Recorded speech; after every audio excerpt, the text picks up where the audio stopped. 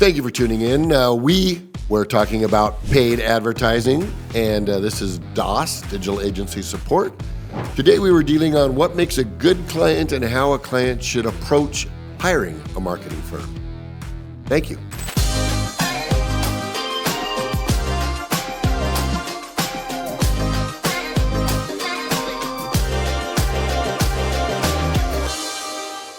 Hey, good afternoon. This is Lynn Melcher along with brother Jeff Melcher. We're from DOS, which is Digital Agency Support. We are a advertising agency that deals mostly in the pay-per-click SEM medium. What that means for most of you is if somebody's looking for your business and types in a tracking ability for search, we're the ones that are going to push ads in front of them. Geoffrey here is going to talk more than me because he knows more than me. We'll leave it at that. I wouldn't go that far, but I'm just a little bit more long-winded. I think it might be the case. I'll go along with that. Ask anybody in the family. I don't. I just keep talking. Good point. So we were kind of thinking we would touch base on what makes a good client besides their money. Well, yeah, definitely the money. What would you say is one of the more important things about having a good client?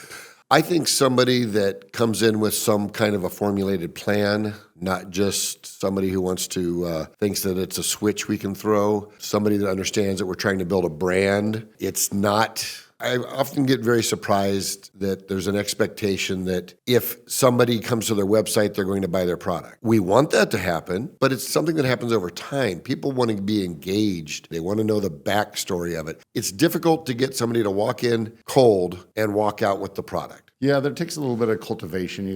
They have to be on your page a number of times. There's one of the metrics that I like that you look at is how many times they have to come to your site before they buy. Right. And every site's a little bit different. It depends on, are you buying a tennis ball or are you buying a $2,000 barbecue grill? Yeah. It's going to take more. How much reference, how much research, how much cross chatter do you need to get to the buy point? We're paid to watch that, aren't we? I mean, we're paid to watch the analytics and the funnel as to where they came from, where they're going, how it's working towards that final, I want to buy your product. From the initial question of what makes a good client, I think that what makes it best is one that knows their own business. They need to know how much a client is worth, how much their products cost, not just the cogs of them, but the shelving and everything else. Here's a weird figure I heard, and I'm sure it's not accurate now, but kind of gives you an idea. Walmart tracks it down to the point where literally they know that every person that walks in their store is worth $11. And that's what every business should know. Right. It's not a complicated How often formula. do you walk in and walk out and never buy a damn thing? Never.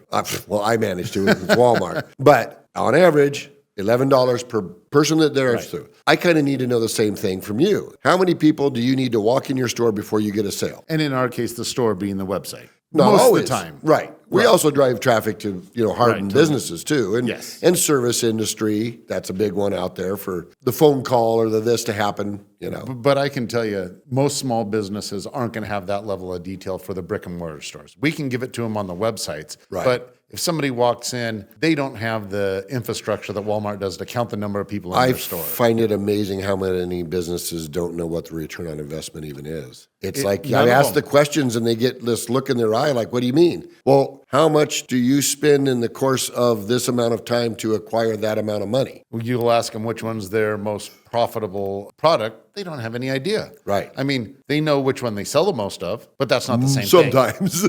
That's definitely not the same thing. Right. You got to figure out the largest volume of sales and the largest profit margin and figure it out in between. It's not complicated, but businesses don't typically, if you were to ask a restaurant owner, they probably don't know the cost of each plate for a lot of them. And they should. Right. Right. And that's why the corporate people push it out at the level that they do and are able to do it at that level. And the local guy is wondering why they're not making money. They're busy and not making money because they're not selling the right things. And that's part of the thing with advertising that we like to dig into is what product do you want us to push? Because if we push the wrong product, it's not as cost effective. So you're saying that we actually need to get to know the business? Oh, yeah. I know. I'm amazed how many people I start asking all these questions, they get frustrated that I'm trying to dig into their business. I'm exactly trying to dig into their business so I can sell their product. Yes, I want to know the cost of your goods. I want to know the volume that's going out. I want to know how long it takes. I want to know how many trucks you can have in the field at one time and not get overloaded. Yes, service industry you're talking about. Yeah, of course. Yes, because we don't want to push out too much volume No. if you have a cap.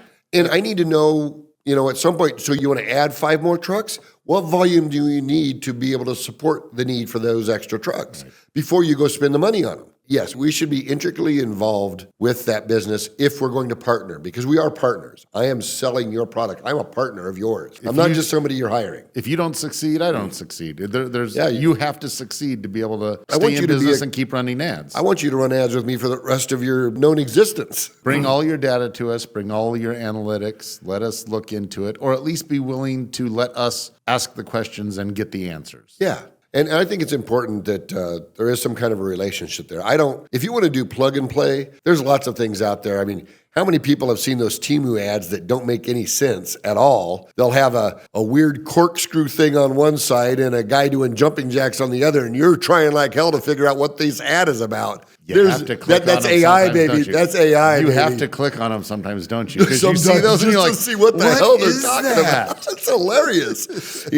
I actually had one that was this weird, I don't even know how to describe it, shape. And I literally handed my phone to like 5 different, do you know what this is? Do you know what this is? Does anybody know what this is? What are they selling? Because I'm a marketer. Huh? I guess. I don't know. Sure, the weird marketing guy's got to find out because now he's all trying to figure out. It was a bottle opener for a type of bottle that we don't have in our country. It took me a good 20 minutes to figure out what they were trying to sell in an Asian country of this type of bottle opener that we don't use. I can tell you exactly. Who's wasting the money on that to me? I can tell you exactly what makes a good ad. I don't know. The data knows. Once you click on it, you get on. They get you on the team. No, I know, but now you're telling me I have to advertise for a while for you to know what you're doing. Oh, for me to figure out what works best for you? Yeah, you do have to advertise for a little while to figure out the nuances and look at the data. Obviously, I'm leading you into this, but that's another part of being a good client. You have to basically say and understand that we don't know what's going to work for you for a minimum of 3 months, and we're not going to dial it in for 6 months. If you're not going to advertise for 6 months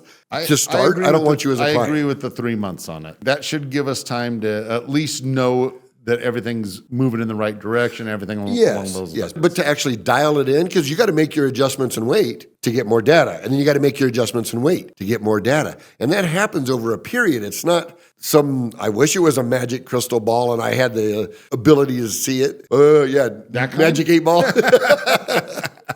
Not at this time. Does this ad work? Not at this time. Why does it keep saying maybe? That's all it says. But yeah, as far as me building ads, I can tell you that I've built and seen some of the best ads that I think should work, and then some of the worst. Never know what's going to resonate with people. It's hard to tell. So I know what best practices, I know what should work, I know what usually works, and it usually works.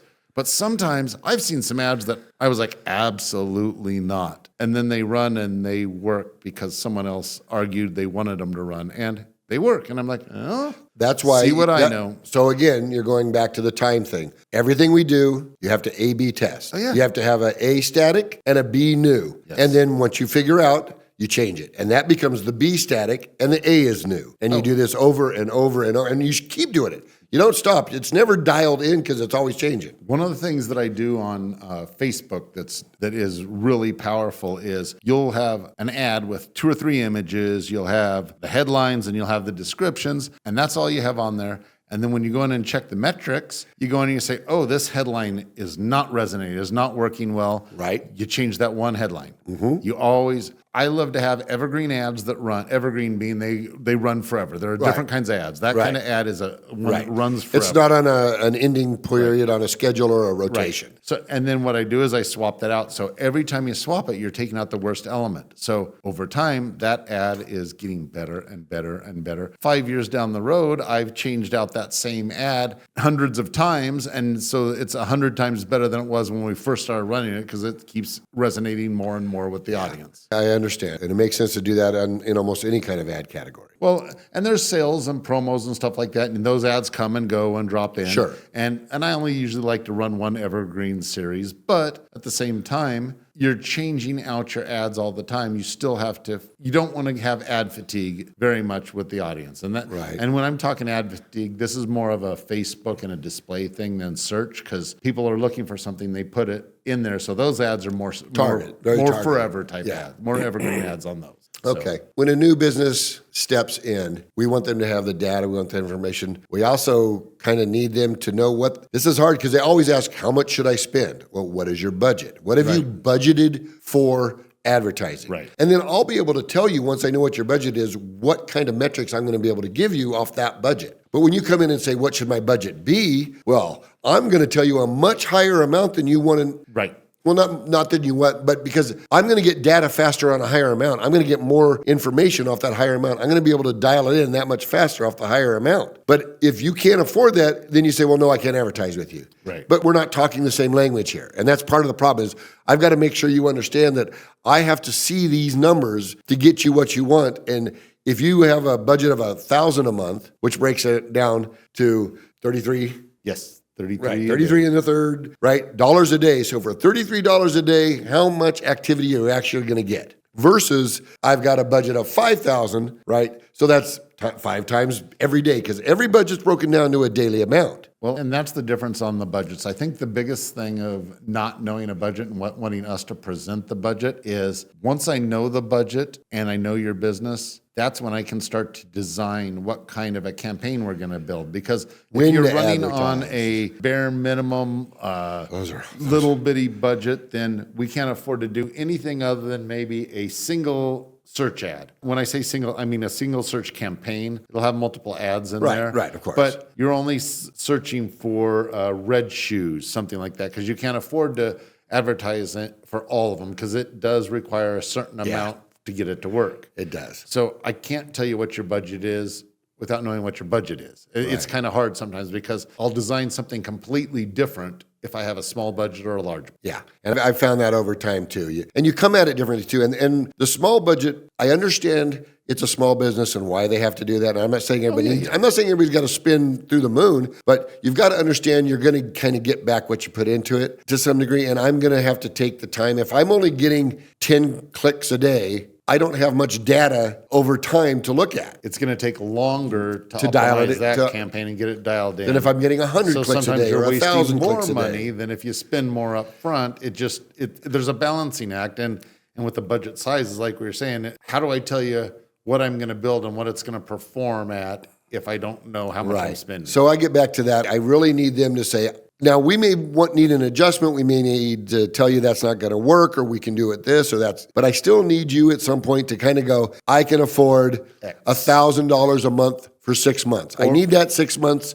3 at the least. And even then I'm not very confident with it, or I need $500 or whatever. I mean, I need you to have at least an idea in your head that you're willing to give so that I can have an idea of what I can get. Well, and the other thing is with the budget, since we seem to be stuck on that, is if you give me a very minuscule budget, there are still certain ads we can run depending on the type of client. Like if you're a service client, we can run local service ads, and that's one that we can get set up and running for a lower budget. True. So, I mean, it completely changes where your ads go. They're no less effective. They're not shown as often. They're not shown as often. For that type of business. Right. Lower budget, they're not showing up as much, so that's less volume. But you're spending less money. For the amount, for the bang for your buck, that can be very effective for some industries. Not for all. Right. But like I said, it depends on the budget that they come, what we want to do. You know what else makes a good client? Somebody that's willing to take the time to look over the information and have feedback. You know how many times I send people reports and I'll refer back to them, and then they'll ask me a question. I'm like, well, I've been telling you for 2 different months, I need more pictures. I put it right on your report. Oh yeah, not getting us. Oh my gosh, stuff that we need, pictures, like videos, if they want to run. Yeah, I mean, whatever it is. I can't tell you how many. I'm like, it's on your report. The report that you wanted every month shows up and says, I need more pictures. Please send me more pictures. I need more pictures. And I highlight them. I'm put it in red. They're not reading them. And it's fine. And then they're upset that they're spending their money and wasting it. Even when they read it, they don't always get it. I've got one that I'm running that spends as much as $100,000 a month. Right. It's doing well. So they're not as worried about it, but they obviously have the budget. They have the money. They have the staff. Are you stealing stock images? I'm using horrible stock images. Okay. And like I said, it's working well. So I guess they're not worried about it, but I'm like, if I could get some good images in here, some things that you actually spent, I mean, you're spending $100,000 a month. You can afford to spend $1,000 to a graphic designer to get me some custom made images. Of the right sizes, or even just send me what you got and I'll try to move them around and make them work. Right. I mean, just try. I get it. That is a pet peeve. I'll go on their website and pull off images, which part of what I've done on their website is pulled some images. Sure. But I'm not getting the right quality that some of the platforms because you're having to want or stretch need. them or shrink them or pixelate. Yeah, you're not getting, I understand. Another thing that's always interesting, and I'm not quite sure why, this animosity that happens in businesses between SEO, organic, and SEM, marketing. I want to work together. I want to know what you're getting on your taglines, and I want to know you to know what I'm getting. We're supposed to work together. And they're like, I'm trying to get data. I'm trying to understand they're launching a new campaign using these taglines. Shouldn't I be tagging mine the same way? Yes, I always like to get SEO to know what, especially display ads I'm running, because people see the ads and then they start searching it. So they need to rank for those. So, because some of the stuff that I run on display there's several different places. There's the top of funnel, middle funnel, and bottom funnel, depending on how likely the person is to buy. You nurture them through these different funnel levels down till the bottom of the funnel, whether they're ready to buy. Right. Top of funnel ad may be, can you take a protein shake while fasting? That is not a bottom of the funnel term. No. Nobody's going to buy off of that. So we don't want to run paid ads to do that. But if that's my display ad to get them on our website to start the trickle, the bubble, the relevancy, well, if they search that, we want SEO to pick that up because that is something that we want them back on our site. We want to rank for that. You kind of understand it because they think they're fighting for a budget and we're fighting for a budget. But if we're taking care of the client, we're going to make him more money together than we are separately. And I think we can probably wrap up on that. I think so.